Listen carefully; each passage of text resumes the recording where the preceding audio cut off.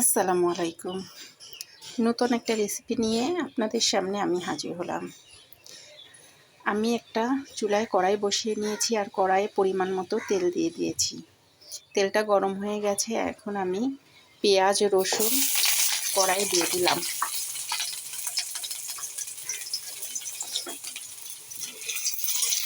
একটু ভেজে নিব।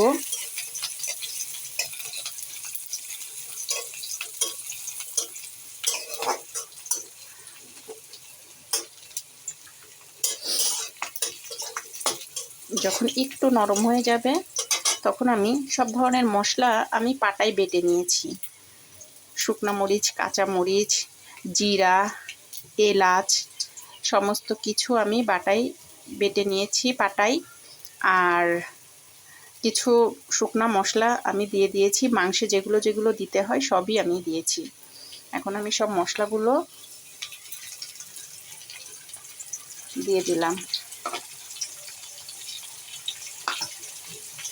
একটু পানি দিয়ে দিলাম যেন ছিটে না ওঠে।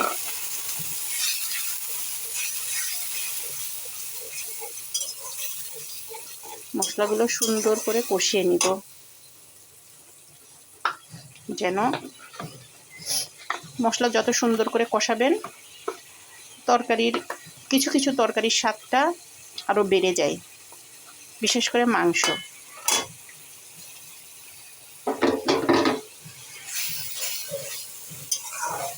আমি একটু দেশি মুরগি রান্না করছি।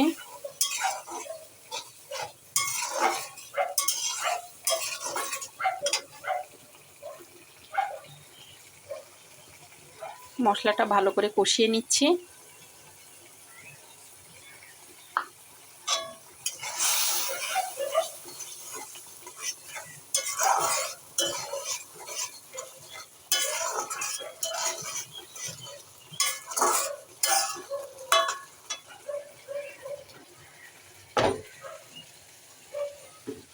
উপরে তেল ভেসে উঠেছে দেখেন। এখন আমি মাংসগুলো দিয়ে দিব।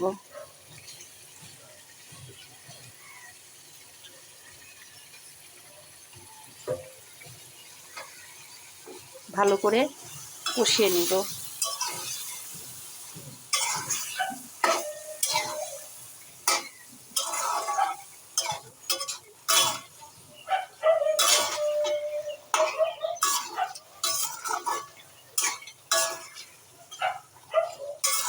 আর আমি মাংসের ভিতরে একটু আলু আর পেঁপে দেব।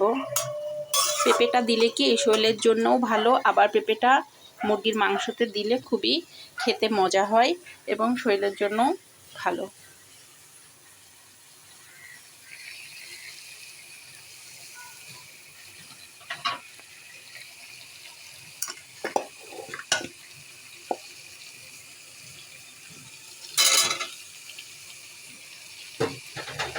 আমি পেঁপে আর আলু ভেজে নিয়েছিলাম, দিয়ে দিলাম।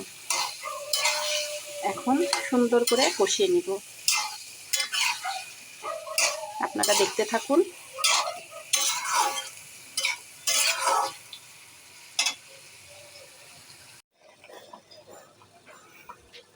বন্ধুরা, দেশি মুরগির রান্নাটা আমার কমপ্লিট হয়ে গেছে। সবশেষে আমি তেলে নেওয়া জিরার গুঁড়ো ছিটিয়ে দেব।